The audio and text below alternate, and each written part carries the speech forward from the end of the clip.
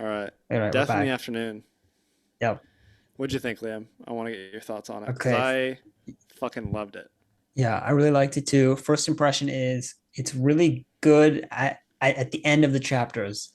And then at the beginning, it's like just pure like obsessive bullfighting stuff that isn't at all interesting unless you're really into bullfighting. And Mm. there's really brilliant stuff, but like 90, maybe not 90, but like 70% of the book is like not super interesting. Yeah, 100%. I really felt like it was almost like Moby Dick in a way. You know that Moby Dick is like 90% whaling bullshit that nobody cares about, and then 10% of it is just like the most beautiful prose that you've ever read in your entire life. I felt a lot like that with this book as well. Okay. Yeah. I have notes. I've got everything. Do you want me to kick it off? Yeah, Or you man, you send we, it. we both have, okay, we both have notes. Okay, what did you think about the fact that he kind of acknowledges that the book isn't like it what we just said is kind of true. Like he kind of pokes fun at the fact that it's not really a book and he's like, "Oh, do you want more about this painting? Do you want more about death? Do you want more about life? Like are you tired?" Like he's talking with this old lady.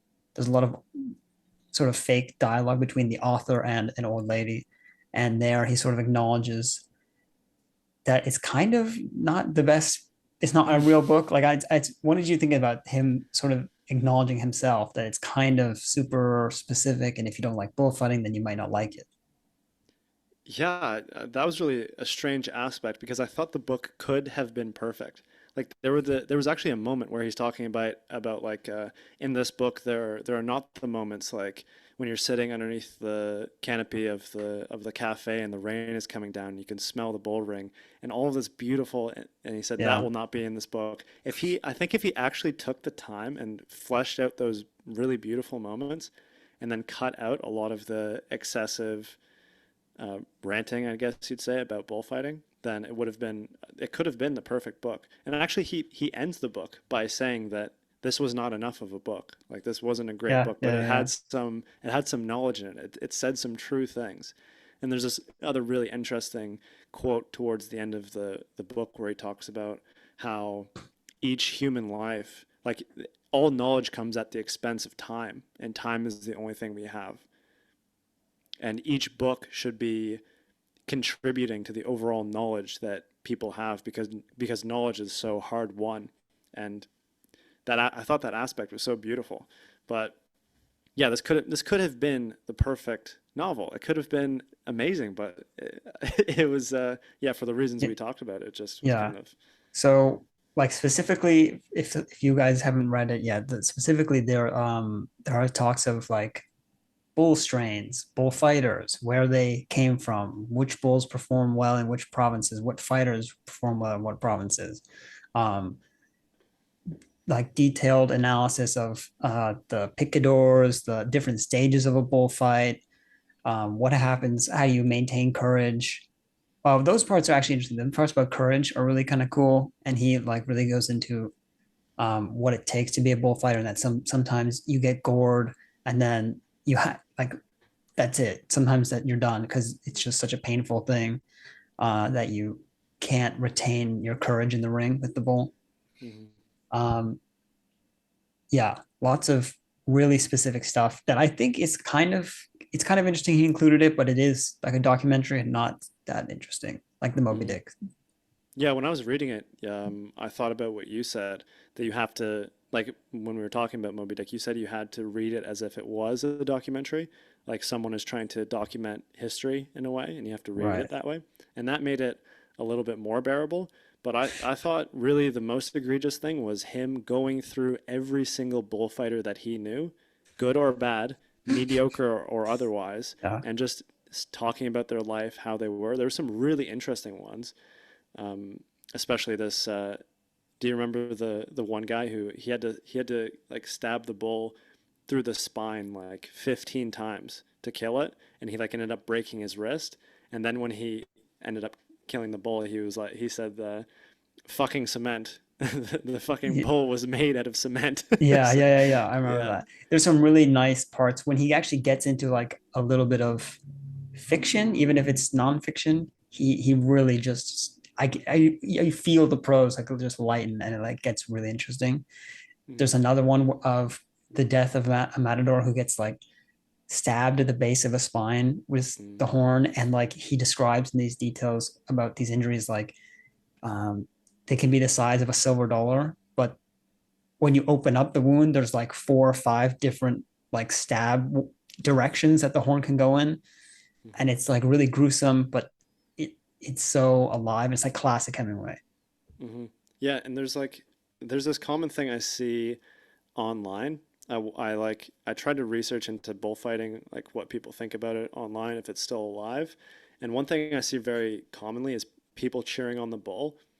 And there's one part where Hemingway says, where he's describing how that one matador died, just like in a bed, um, you know, pissing himself and just like Yeah, bleeding out, and just the most awful, gruesome way to die. And then saying that anybody who champions or who cheers for the bull should just think of that whenever they do that. right. And it's Yeah, really, yeah, very brutal. There's a lot of, I mean, it's classic Hemingway. There's a lot of brutal moments.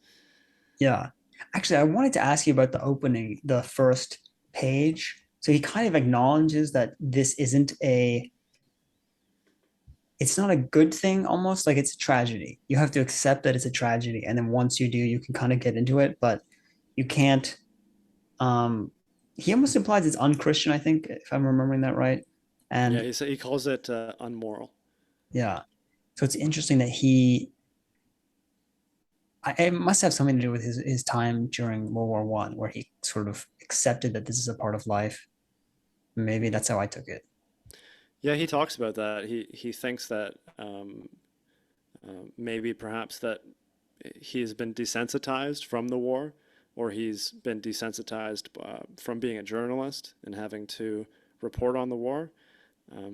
But he doesn't believe that that's the case, because there are some people that haven't been to war, or who haven't um, been a journalist, and who still see the bullfight and are still okay with it. He doesn't think that he's desensitized in some sort of way because of the war.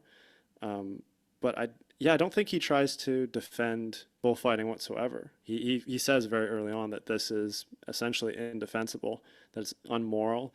Um, I think I think the reason why he wrote about it was a sort of practice. Like he talks about early on in the novel that his goal was to write about something and not to supply his own morality to it, or to supply his own emotions or his own thoughts, but to display it as clearly as possible without any sort of coloring of bias. And so I think that, I mean, it is an immoral thing. I think we should talk about that. I want to know what you think about bullfighting, Right. because Okay. I think on one hand it is brutal, it is gruesome, and especially the death of the horses. I Right. watched uh, I watched this movie. It was called Sun Shadow. It was a documentary, actually. It was really interesting because it was about Christina Sanchez, Okay. one of Who's the that? first female bullfighters. Okay. And she was like 23 years old in this documentary, super young. And it was filmed in 1996. So it has this really cool 90s aesthetic, like she's wearing like New Balance sneakers and like a Reebok tracksuit and like oversized t-shirts, and really cool 90s aesthetic mixed with classic bullfighting. So it's like the modern, contemporary, and the traditional, and super interesting. Um, but there's this one scene where the one of the horses gets gored, and it's really hard to watch. And Yeah. and on the other hand, Hemingway. it's a go ahead. Okay. So yeah, Hemingway. About the horses, Hemingway really talks about this like being one of the main tragedies of it, because the horses are like they're really abused, and then if they get injured but not severely injured, they'll stuff them full of sawdust and sew them up and then use them for the next round. It's like really gross. And um yeah, and that's part, he also mentions that that's one of the things that when people not from Spain, that's the thing they hate the most. They see the horses getting gored and it's like such a tragedy. Yeah, no, it's It's pretty gruesome. But at the same time, it's an art form, which Yeah. and I think it can be both at the same time. Like Yeah, it's I guess my thoughts are honestly, I feel like I'd have to see it in person to judge. At least once I want to see it. That'd be cool. It strikes me as unfair. So when he's going through in the beginning, he like teaches you about the bullfights, and you learn that they really intentionally weaken the bull a lot, and they really pick which bulls, and they're very, very particular, the matadors are, about the size of the horns, how big it is, how old it is, what region it is from, what strain, like what lineage or family it is. So it seems very controlled, and in that way it seems unfair, like it's not a fair fight. um yeah. He says very early on in the book that that bullfighting is not a sport, or at least it's not a sport in the classic sense of the word, because it's not a fair fight. mm. he And yeah, he also says, okay, this is the quote I wanted to mention, that the remembering, of course, that it is an impermanent and so minor art. And he talks. I thought about this about cooking. Like I was like I ate something. I was like really good. I was at a nice restaurant, and it's an art form, but you're at the end of the meal, it's done. So it's like it can't be permanent, and it can't be an art form in the same way that writing or painting is. Uh, so that's his distinction. The major and minor is like permanent, impermanent, mhm. which I Yeah, and thought was really Hemingway good. he compared he compared it to like dance. Like dance is a very impermanent art as well. But yeah, the bullfight is not it's not an equal fight. And he says it's a tragedy, and the tragedy is the death of the bull. So I think he more compares bullfighting to like drama. That's the kind of sense that I get, that it's like almost like it's not Classic a sport. Shakespearean It's more like a tragedy. sorry.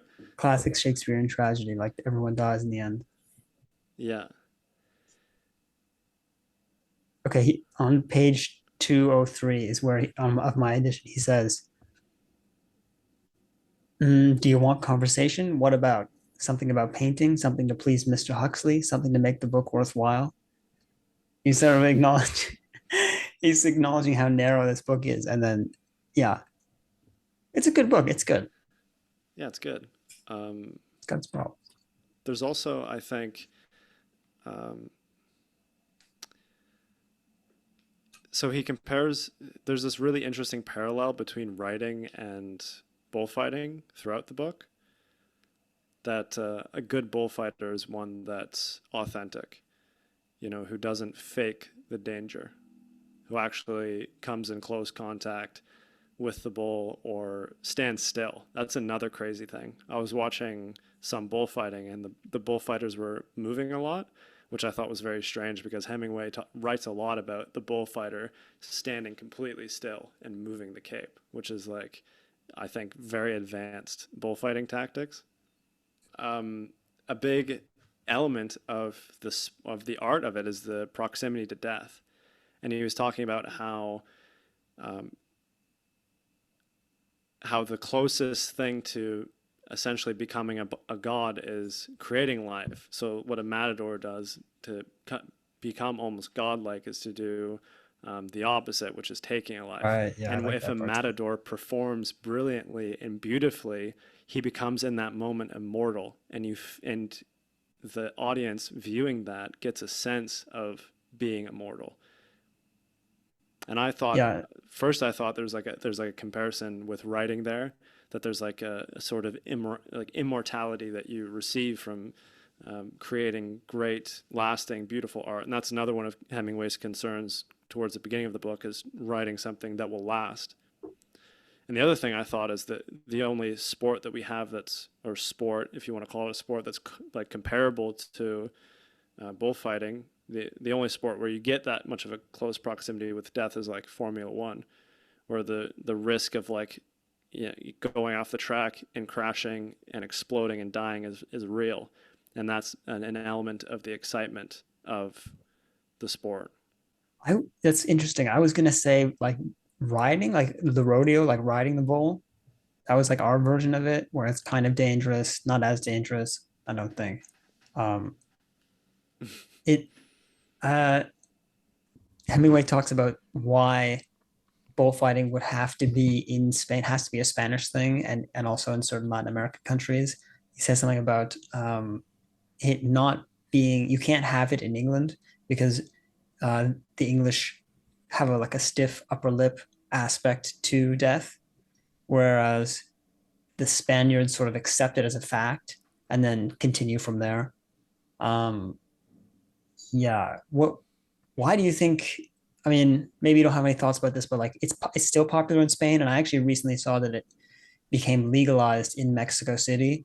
That was a bit controversial. I saw it in the news. It might have been a few years ago now, but um, yeah, it's in Latin American countries, and you don't really see it. No one wants to do that in like Canada or the US, like have bullfighting. Oh yeah, it would never fly in our country at all, or in the West. Well, I Is guess Spain the West? Is Spain is technically I the don't know. West, but I it wouldn't fly in like any English speaking countries. Um, yeah, it's very strange because I've read conflicting opinions. I've read that bullfighting is dying, and the only thing propping it up is the government and government subsidies and tourists going to view the bullfight. But I don't know the statistics. I haven't seen any of the statistics, but there are lots of protests against bullfighting going on yeah. constantly because obviously it's inhumane. Um, but uh, but I don't know. I've also heard that it's propped up by right wing governments because it's become like a tradition thing. Like this is our Spanish tradition, and we have to preserve it. Um, but it's also I watched that documentary, and I think you should too. It's quite interesting. Yeah, I'll check it out. Um, I don't think I'd ever watch a bullfight in person though. I don't know if I could stomach it, but the documentary was super interesting. Um, there's one part where, okay, so not talking about bullfighting, and that's why part of this book is so good. He mentions that a certain bull escapes the corral or the ring or whatever, and like goes loose and gores a civil servant and a few policemen. And he says, had this bull not been killed, a strain of bull hating police might have been bred, which would give the populace the advantage they lost in street fighting with the disappearance of the paving stone. And there's little bits like that where it's just so funny. It's out of nowhere. And then he talks a little bit about how to like overthrowing a government. You need the people to be armed because once they're armed, then the police treat them as a threat, and then a few of them get shot or something, and then maybe this brings out the people, and then there's an uprising. And Hmm. he's just explaining his thoughts, and some of it's very funny. It's yeah, that's why this book is so good at times. Yeah, I think we should talk about the aspects of writing too, because there's a lot about writing in this book. And the one I thought was the most interesting was he was talking about how authors often supplant ideas in the characters, like Oh, to I love that part too. Yeah, form some sort of argument, to or show to off, to be yeah show how educated you are. Yeah, yeah to show how educated you are, or yeah, and the real way to create characters is to create real people. They might not be strong characters, but they will feel real, and they will stand the test of time. yeah. And I wonder how much. So for me, I started thinking about all of going over his other books and thinking about like, okay, how are they actually written? And I was wondering what you think about it because, okay, I recently learned the word romantic clef, which is a Hmm. novel based off of. I should have known that word. I'm kind of ashamed. I don't know it. And then so okay, so his novels all seem to be romantic clef. They all seem to be based off of real life with like very thin veneers of oh, it's not actually like this person. Yeah, Um, yeah. and I was sort of going back to the ones we have recently read and thinking, okay, that makes a lot of sense. Like he never really, he's not like Shakespeare or like a sci-fi writer who's sort of like making up a strange thing that's kind of far away from themselves. Mm. he's he's doing it right. The people around him become his characters. Hmm. Yeah, and I was thinking how unlike Dostoevsky he is. So like what Dostoevsky literally does is he creates characters and essentially makes them an ideology or an argument and has them like battle it out. But I think you have to be very much skilled as a writer to write like that, and that's why Hemingway says don't write like that because because it can just come off as dogma or that you're trying to forward some sort of agenda or something. It's really difficult to pull it off skillfully. Yeah, and it's interesting. I think he mentions the word egotism, like writing like that, trying to please your audience is egotism, and it's so. I mean, he's just so surprising that he's always the opposite of what everyone thinks he is. Like Hmm. this egotistical man telling people not to be an egotist. It's nice. Yeah. In his writings, he's very honest. I looked up a few stories about him where people will describe him as being kind of crazy and doing kind of stupid things, but then in his writing, I think he's always honest when he is trying. Yeah. There's a part in the book where the woman that he's having, the old lady that he's having a conversation with, she says, "The more I know you, the less I like you." And then he says, "Madam, you should never know an author." Yeah. Yeah. Which is specific to him. I feel like it's Yeah. not a universal thing, obviously, but yeah. Um, he says that prose is architecture, not interior decoration. Yeah. So you have to like build and construct a narrative, not just furnish it with all of your separate, ideas that you think are brilliant. Yeah. And there's more to that quote, I think. What else does he say? He said something right after that about it almost reminded me of like kill your darlings, his other advice. Hmm. He says, for a writer to put his own intellectual musings, which he might sell for a low price as essays, into the mouths of artificially constructed characters, which are more remunerative when issued as people in a novel, is good economics perhaps, but does not make good literature.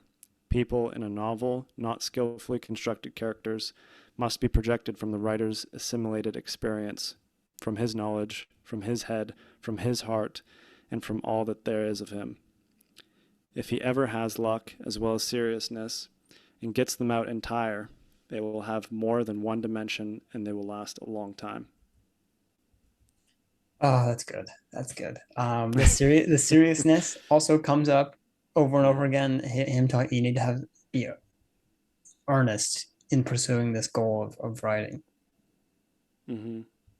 Yeah, he says when writing a novel, a writer should create living people, people, not characters. A character is a caricature.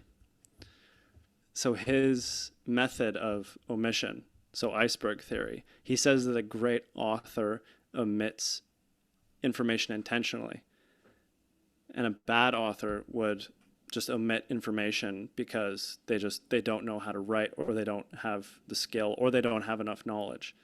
But he has Yeah. all the knowledge and he has all the skill. He omits intentionally to make it better. He makes there's a cool parallel between the bullfighters because the bullfighter doesn't get into dangerous situations because of his incompetence. He actually increases the danger intentionally with his own skill. Right. Yeah. Yeah. I liked um yeah, there's a few passages you just referenced. I liked all those ones as well. Like the it's interesting to think about that the reader knows when you're intentionally leaving something out or when you're just being sort of lazy and just forgetting about all the bottom of the iceberg. Mm-hmm.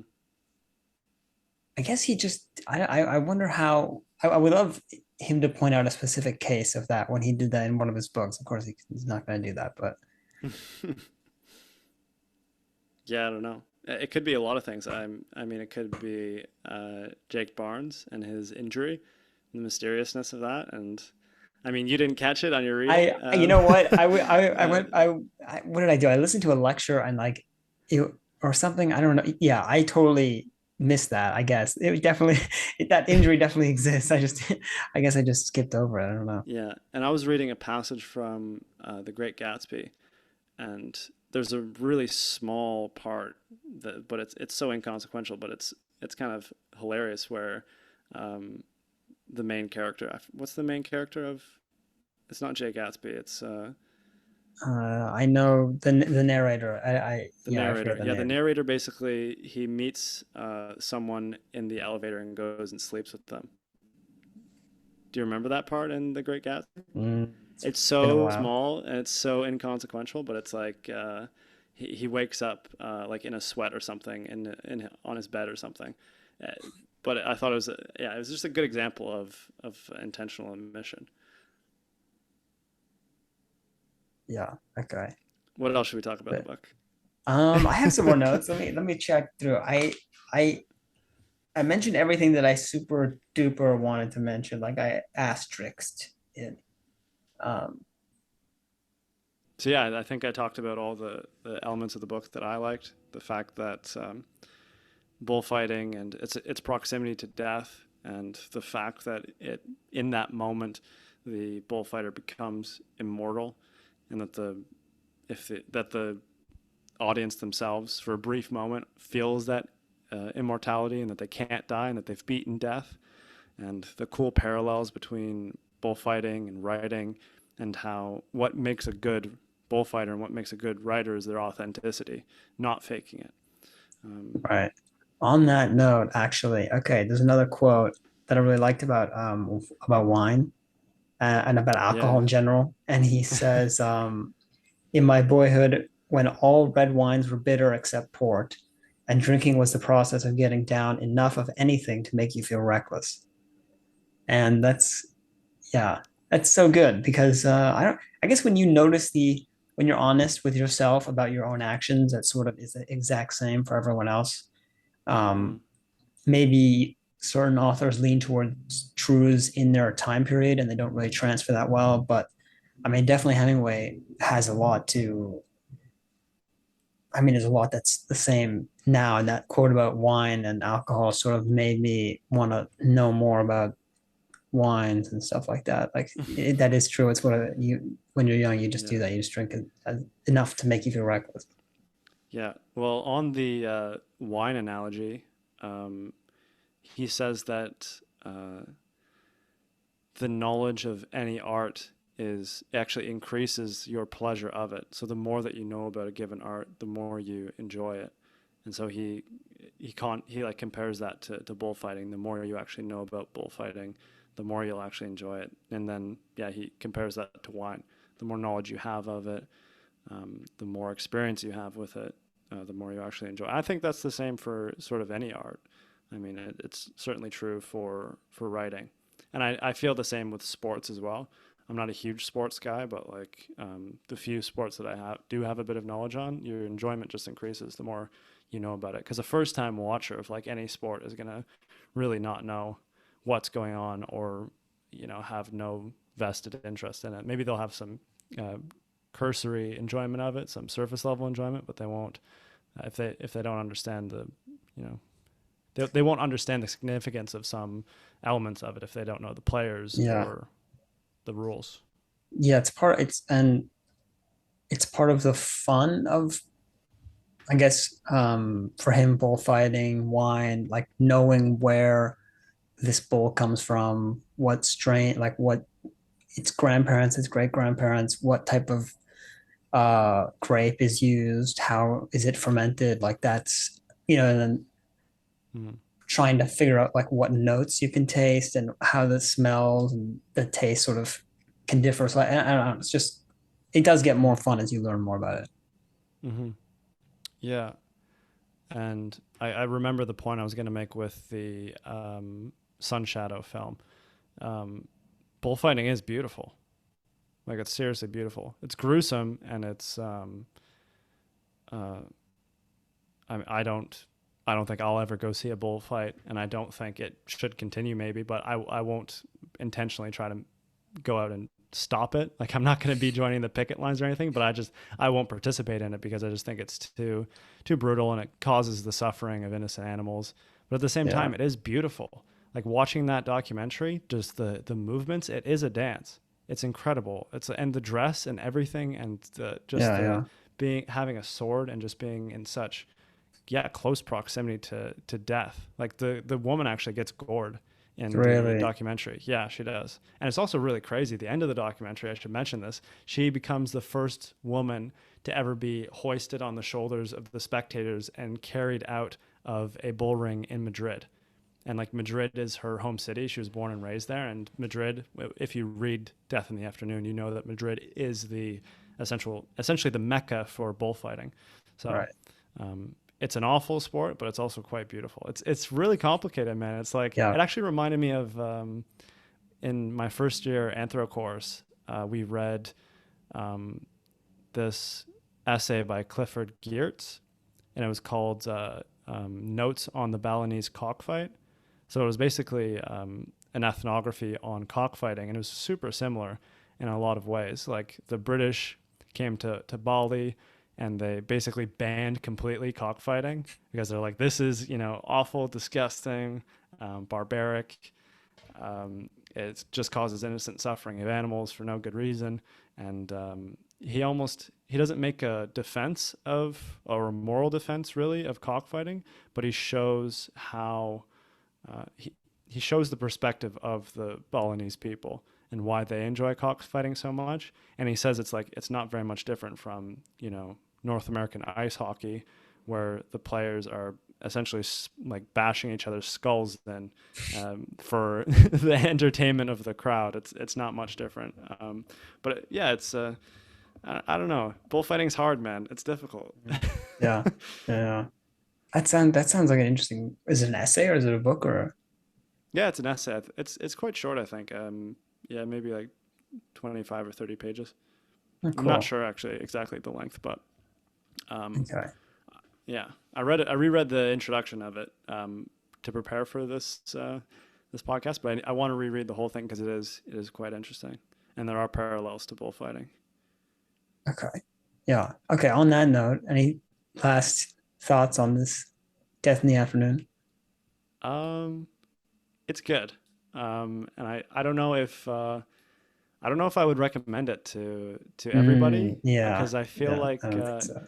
I think you'd have to be a really really interested in writing, or you have to be a really big Hemingway fan to really enjoy this book. Yeah. Yeah. I agree with you. That's a good way of putting it. Maybe they can make a shortened abridged version where they cut out everything that's not Yeah, obsessive bullfighting. yeah. I think we could make like a pretty good abridged version and cut it down to like 100 pages probably. Yeah, Yeah. But good book. Probably will never be his most famous book just because of all those problems, those things that we dislike. yeah. But yeah, good. And if you want to know anything about iceberg theory as well, like you have to read this. Yeah, that's true. Yeah. What have you been reading other than this? Or you've been very busy with everything? Oh my gosh, yeah. I just moved into this place. Not last Sunday, but the Sunday before, so less than 9 days ago. Um, just been there's just like random things that are just wrong with the house, like uh, light switch that needs to be replaced. We had to do a lot of cleaning, like bathroom, kitchen, fridges, cabinets, drawers. Everything had to be cleaned. It was kind of chaotic. We had behind the kitchen table just like a stack of bottles, like bottles of whiskey and rum and just random alcohol, like just on the floor. And I was like, dude, that's not gonna fly. So I found a shelf in the garage and we cleaned the floor up. And I had to call an exterminator because we had mice. Oh, Uh, I went and bought insecticide and sprayed like the baseboards because we had a lot of spiders and they were just really annoying me. So yeah, is a lot of cleaning. yeah. Yeah. Yeah, I have a question about Halifax. So if that's not doxing you, I don't know.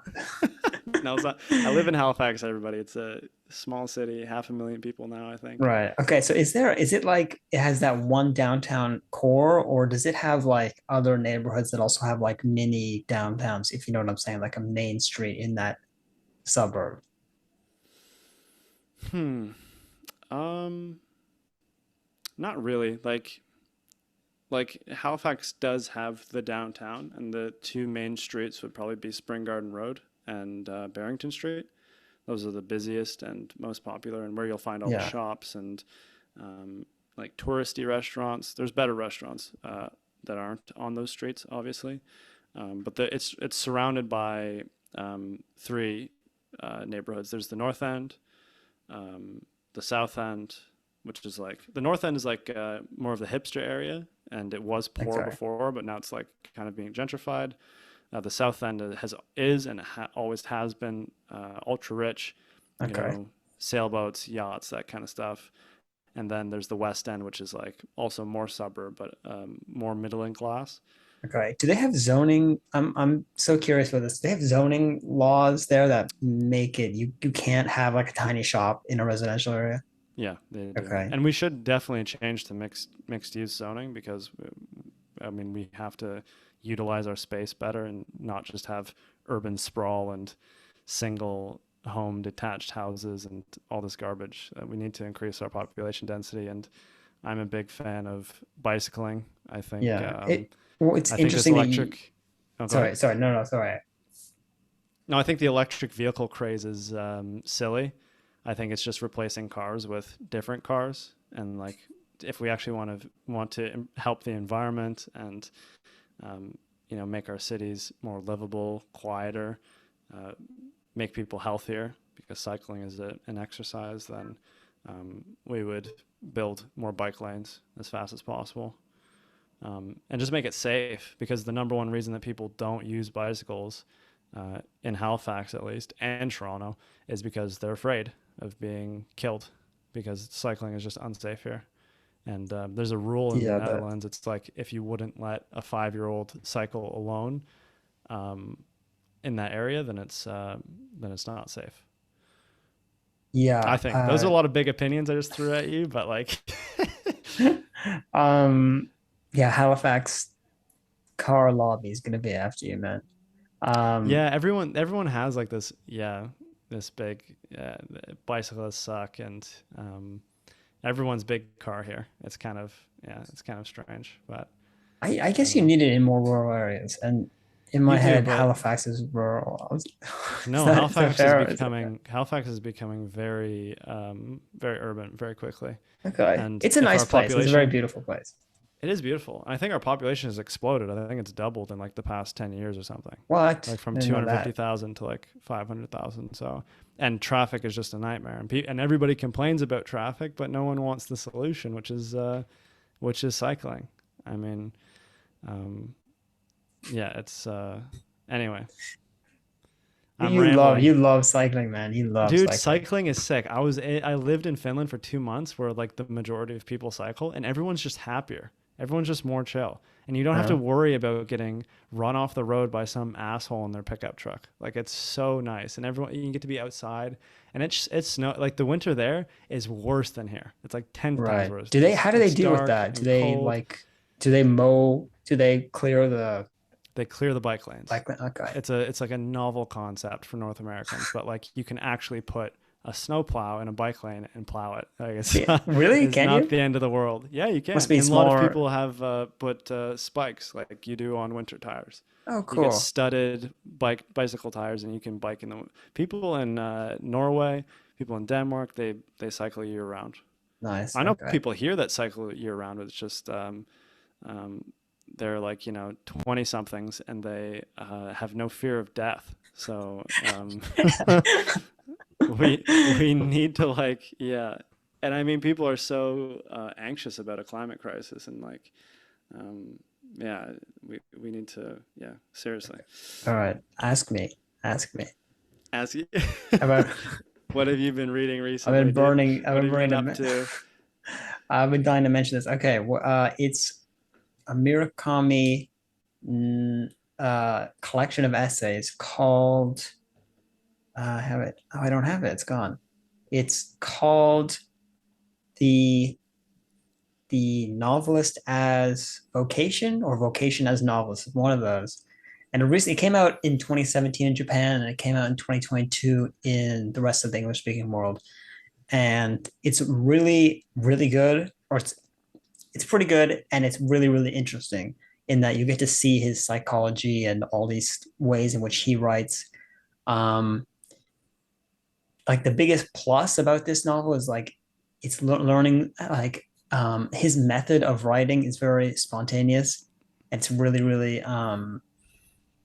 I really, really like it. Like he seems not to plan at all. Like he'll just sort of come up he's very strict about it, but he also lets there be like the magic of writing, like take control, if that makes sense. Happy accidents, in the wise Happy words of Bob accidents. Ross. um, it's really good. I'd recommend. You'd love it. You'd love it. We should Uh, read it for the pod then. I can't believe you have I can't believe you have time to read books on top of what we're already reading you know for the what? You know what my podcast. cheat is? Okay, I'm so busy, dude. it's a podcast called not podcast. It's an app called Libby, and it's free Okay. in Canada. Free audiobooks. Free Okay, so you audiobooks. listen. I can't do the audiobooks. I do it while running, or I do it while on the TTC or whatever. Yeah, Um, and so you can get it for free right now yeah. if you for listening. You can't do audiobooks. Okay, I have Why two not? valid reasons why I can't do audiobooks. The first is that my mind wanders.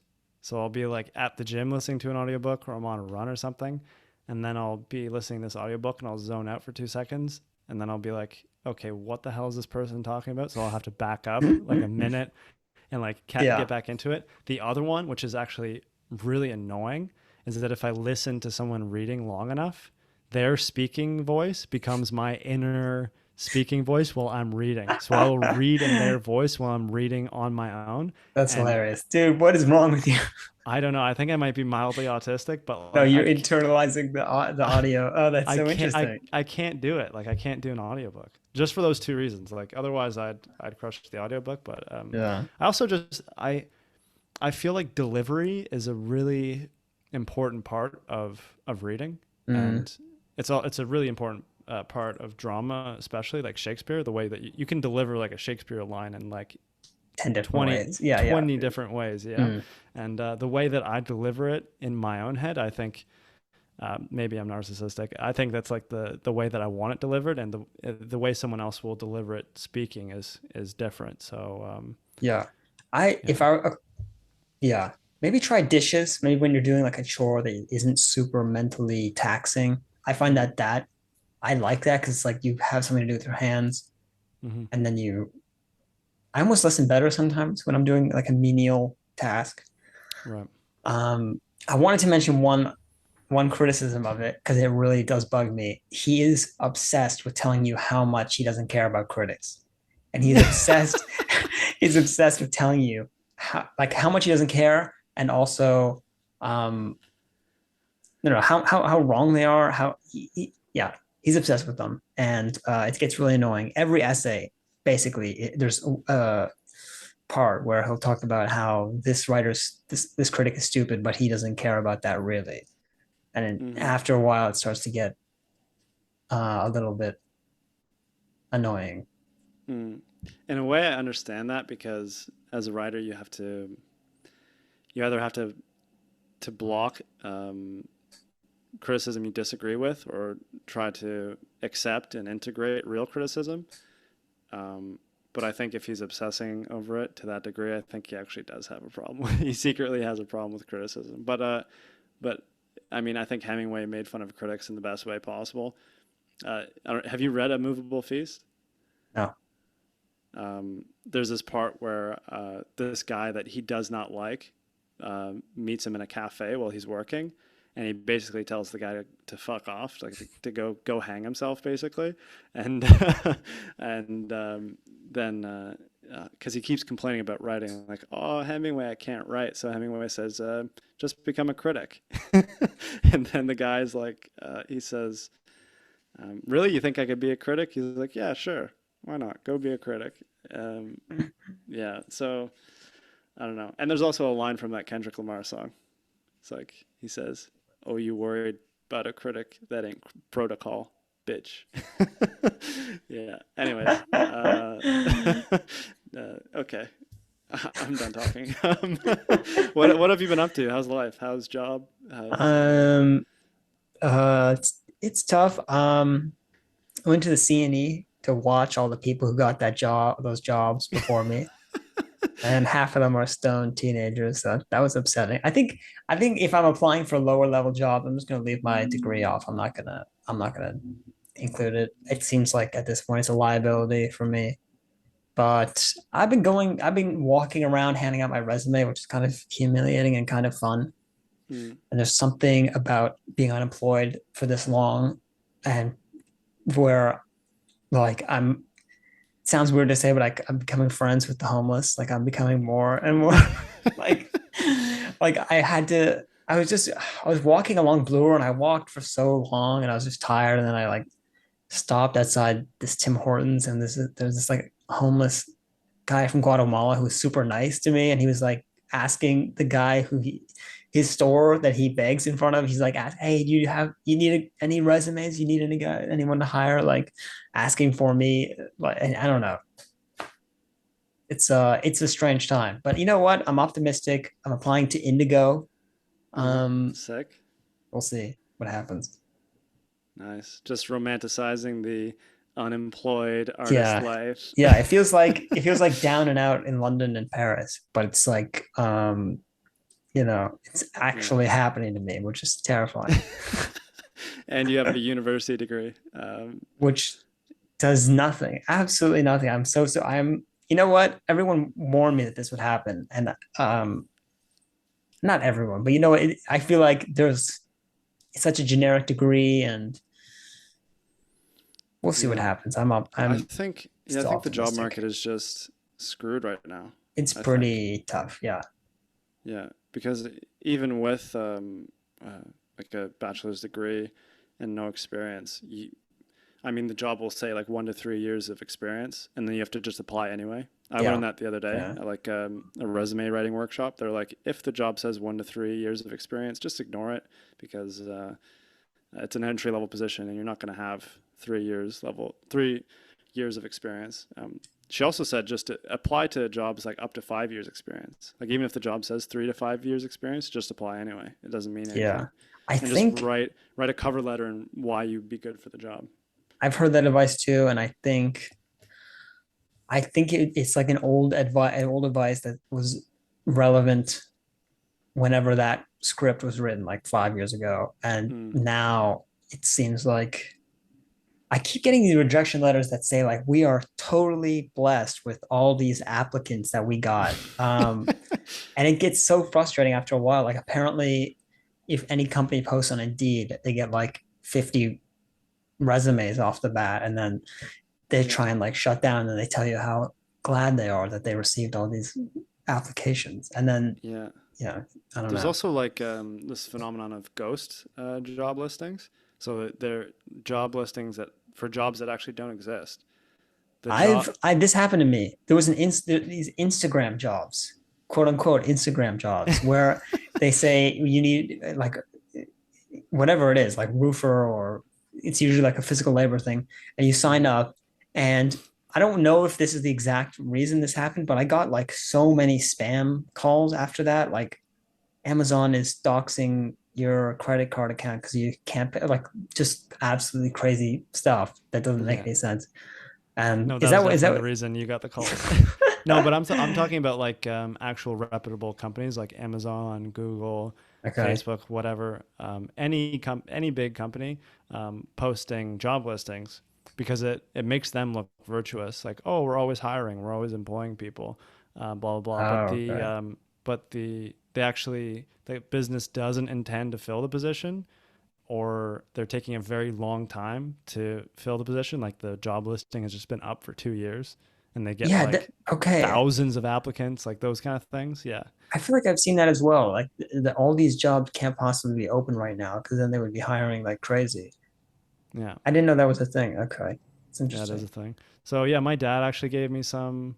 I don't know if the advice I gave you of applying for jobs that require 5 years experience is antiquated or not, but my dad keeps giving me advice that's super antiquated, like, oh yeah, just go into the business and like hand your physical resume and shake the person's hand. Like, no one does that anymore, and that will not land you a job. Dude, I've been doing that. Have you been doing that? I've gotten, so I got my smart serve, and um, I don't know. There's just no like. I was walking along, Okay, so maybe for like walking a around just for like, yeah, for like server positions, yeah. dishwasher, maybe for higher up stuff. I don't think that would fly. Yeah, for restaurant, yeah, you probably like we've had at the restaurant that I used to work at, we'd had a lot of people come in and drop their resume off in person, and that's good practice. But like, I think for higher level things, like stuff that I'm looking for, like I'm not gonna where I'm applying for government jobs, but I'm just gonna walk into the government and be like, "Yo, I want to see the here's my mayor. resume." Yeah, I want to let me talk to the big guy in charge. Yeah, so but yeah, for the yeah, I guess serving positions, I think yeah, that's still good advice. But um, what do I know, dude? No one should take advice from me. I'm fucking unemployed. Uh, Yeah, how's your search? I've taken a pause on trying to find higher level, like trying to find like entry level positions at like administrative stuff um, for now until I'm finished my master's, because I think they're just going to look at my degree. I look at my resume, they'll see that I'm still completing a master's, and then they'll be like, "Oh, this guy's still a student. Like, why are we going to hire him full time if he's still studying?" So I've been applying to part time jobs, so cafe kind of thing, like just in the meantime until I complete my degree. So, Yeah, yeah. but yeah, I've been writing my thesis a lot, my master's thesis, and that's been taking up a lot of my time too. So I'm exhausted, dude. Life's hard. Is anyone gonna find this interesting? Like this is just I think so. our I think yeah. well, maybe I'm just blowing smoke up my own ass, but I find our conversations interesting. I don't know. This is what a Yeah, yeah. podcast is about, man. I've listened to Yeah. dumber things. Yeah. Yeah, that's true. I wonder why there's so many like I guess back when podcasts were more rare, it was easier to get started or you could have more viewers or listeners Hmm. like right away. Yeah. I mean, it's amazing some of the things that were so successful. Yeah, I think because they started early and they kept going. Um, yeah, I think we just the strategy I think is just to keep posting, I guess, and eventually. I mean, we already have like I think 3,000 total listens across all my episodes, But but that that's was from before we your even old, yeah, that's your from my older very old episodes. episodes. Yeah. Hmm. But I find these episodes are better than those older episodes, so that's just my personal opinion. Yeah, no, I like doing them. I feel like Like I think we're entertaining and informative. I think I'd like to think that maybe we're just a couple of idiots talking about books, but I think it's good. Yeah, yeah, yeah. Time will tell. We'll see. time will tell. Yeah, time will reveal Um, all. anything else? Should we mention other books we're going to review? I don't know. Any like housekeeping or whatever they call it, like roundup? Yeah, I don't know. We have to read Let Me Try Again. We'll have to finish reading it and then we'll review it. You already know my thoughts on that book, uh, but we'll see if that changes by the end of the book. You've already finished Harry Potter, and I enjoy Harry Potter. I just don't know if it'll make for good content or if people will listen to it, like us just rattling through each of the Harry Potter books. I was Um, thinking if you want, we can do one more and stop, or we can just stop. I do don't one really more have and any see, maybe. preference. I don't Yeah. know, because I find them entertaining. I find them are like a break from reality. Like, because I'm just like I have so much on the go right now that when I get to sit down and read a bit of Harry Potter, I'm happy. I don't know. It's strange. Yeah. Well, we'll see, I guess. It's a vague Yeah. answer, but Yeah. No. Let's see. Let's yeah. Fuck around and find out. Um, yeah, dude. I think that's a podcast, bro. Thanks for listening, okay. everybody. If you made it this Yes. far, holy shit. Yeah. Thank you for listening.